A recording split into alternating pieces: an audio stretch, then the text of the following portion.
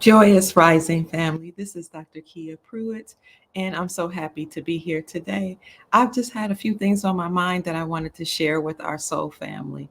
There is an old wise saying that has run through my mind repeatedly, and that is that a soft answer turns away wrath. But grievous words stir up anger. In other words, when you speak softly and kindly to people, you have the ability to dissipate anger. You can de escalate a situation just by the words that you speak and the intonation of those words. On the contrary, though, if you decide to come at a situation where you're very loud, abrasive, forceful, and aggressive, then that could escalate any situation.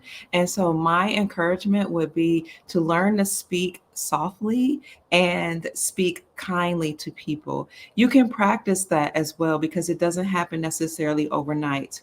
Now, I do hear people saying, well, if my environment is conducive to me being soft, I will be soft. And if people around me learn to speak nicely, then I'll be nice. And I've also heard ladies that are in the market for marriage say, if a man marries me and he provides for me fully and he does everything he needs to do as a man, then I will learn how to be soft, or I will just naturally flow in a soft demeanor.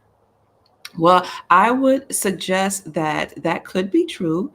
Um, but what also could be true is that when you come from a very kind, loving, soft, energetic center, then you will start to and continue to attract soft, loving, peaceful energy and people and draw that type of energy to you. There's also another wise statement found in the scripture that says, guard your heart by all means necessary, for out of it flows the issue of life. And there's another interpretation that says, guard your heart by all means, for out of your heart flows the wellspring of life. And the way I like to look at that scripture is that we ought to guard our energy. So your heart, your mind, your being, guard or be mindful of your energy that you emit from you and that you allow to come into you, because your energy really shapes your reality. So, your energy, who you are, how you think, how you speak,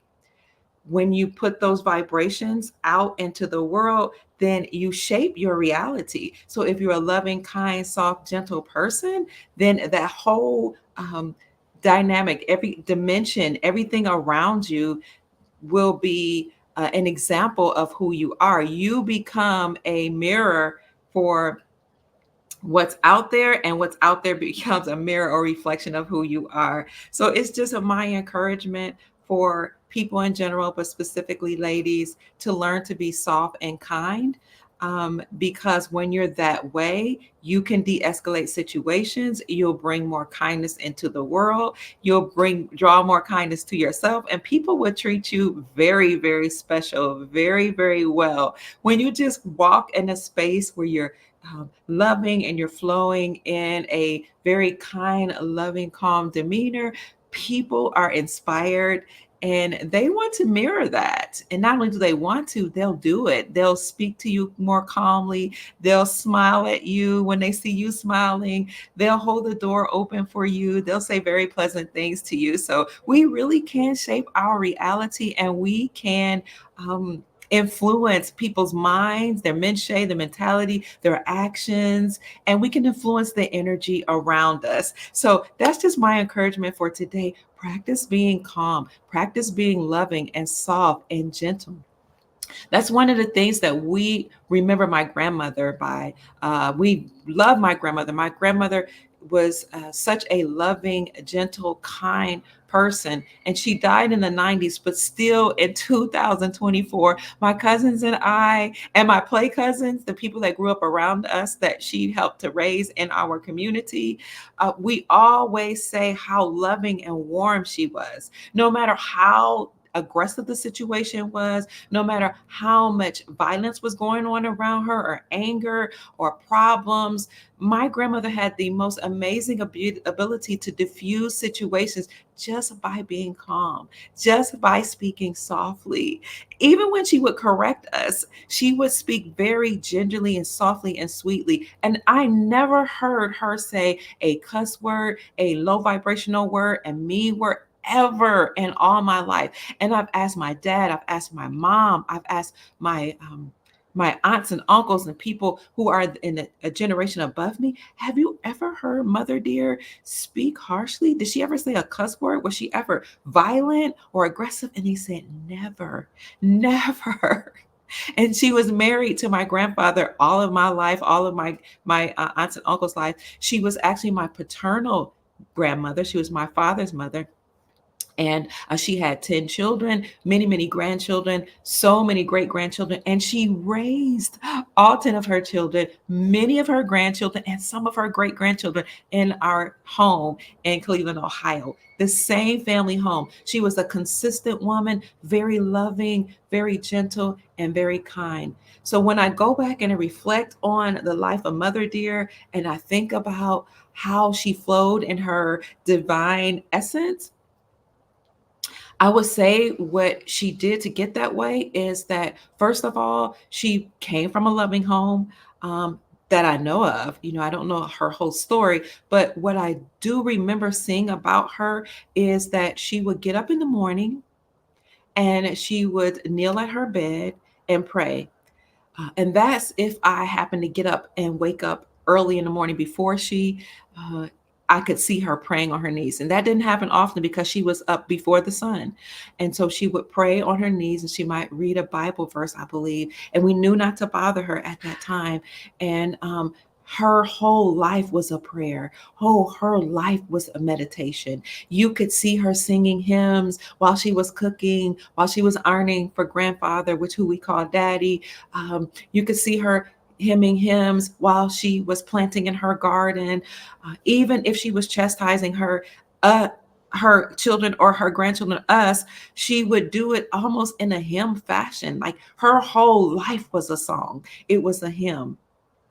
It was a prayer. It was soft. It was kind. It was gentle. And she practiced that throughout all her life and every section or segment of her day in her society, or I should say, in her reality. So we saw her praying, we saw her singing hymns to herself, moaning, not moaning like in a groaning way, but I should say like kind of humming. Yeah, kind of humming like, and she would even do that if she was angry. When she saw us do something that was out of line, she would be, now, daughter, that is not the way that you ought to behave as a young lady. That's not the way I taught you. And even if she was about to chastise you with the switch, she would do it in such a feminine way. Like, go outside, pick your switch, and then bring back the switch. And I'm going to deal with that situation because you should not have done that. And we would be crying because we didn't know how to react. Should we be angry? Should we be scared? Her weapons didn't really hurt us, but it was just her softness, her femininity, the way she moved and ebbed and flowed. Even she would even smile sometimes while she was directing us to go pick our own poison to be chastised by. But we always saw her moving in this elegant manner, this elegant, soft, feminine fashion. And we even saw her treat daddy, my grandfather, with such love, such peaceness, such calmness, such kindness, sweetness. And we never saw any fights. So we don't know what was going on behind closed doors, but she never did those things in front of us if there were disagreements. I recently asked my elder auntie, my dad's sister, about Mother Dear, and I asked her, like, did Mother Dear ever yell at Granddaddy? Did she ever shout, scream? Were there any fights? And she said no. She said if there were, we never saw them. She said, but I kind of think that there may have been some times when they had disagreements because she said, in my reflections, I remember there were times when we stayed with Aunt Flora or one of our other aunts in Alabama, and we lived in Cleveland, and we might have stayed there for a week for a vacation. And she said, and I remember her and Aunt Flora maybe having this conversations away from the children. And so she said, maybe they had disagreements during those times, and it was a time where they would kind of calm down and spend time away to reflect. But she said, we really don't know. We were children, we stayed in children's places. We were just there to have fun and enjoy the summer on the farm with our aunties and uncles and cousins. So I don't know if our grandparents ever had a disagreement, but it never happened in front of us. And so she said, all I remember about Mother Dear is that she was always calm. She was always loving. She was always peaceful. She protected her energy. And for her, that meant that she woke up singing hymns, playing hymns through the day. She started her day with daily prayers and devotions. And that was her whole lifestyle throughout her life. So you can even catch her like reading scriptures in the middle of the day, singing songs in the middle of the day while she was doing her duties. So I just want to encourage our soul family, and particularly our ladies, to come from a place of love and kindness and warmth and peace, serenity, and you will shape your reality and people will respond to you in kind. So that's it for today. Remember that a soft answer turns away wrath, but grievous words stir up anger. There is another saying that says, it is better for a gentleman to dwell on a rooftop than to dwell in a house with a contentious woman. Some people would rather live on the top of a roof, be homeless, be on the street than be in a surrounding or within four walls with a contentious, angry, bitter person. So I would submit to you today that if you had a lot of trauma in your life and you've had a lot of issues, then rectify them. There's so much counseling that's available, so many life coaches that will help you with that, so many scriptures and books that you can read, self-help journals and books, something I'm really big on, and that's something I've done to help deal with traumatic situations that I've been through.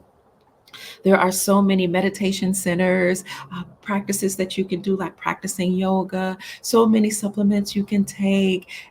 You can enjoy the sunshine, basking in the sun, because the sun actually helps you, increases your vitamin D and helps you release endorphins. So there's so many things you can do. You can check your diet, make sure you eat lots of healthy raw fruits and vegetables because they feed your cells. Living food feeds your cells. You can do fasting, exercise fasting on routinely so that you can purge yourself of negative thoughts. You can purge your body from all of these negative energies and just take it upon yourself to be proactive, to do what you need to do to be a warm, loving, soft, kind individual. And then you will emit that energy into the multiverse and bring more of that to yourself. So the more loving, kind, and calm you are as a peaceful, energetic being, the more loving, kind, peaceful, energetic experiences you will have, and it will expand itself, and the planet will just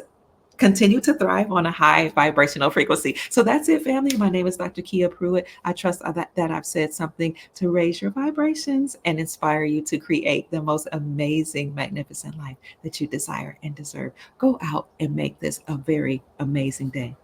Peace. Bye bye.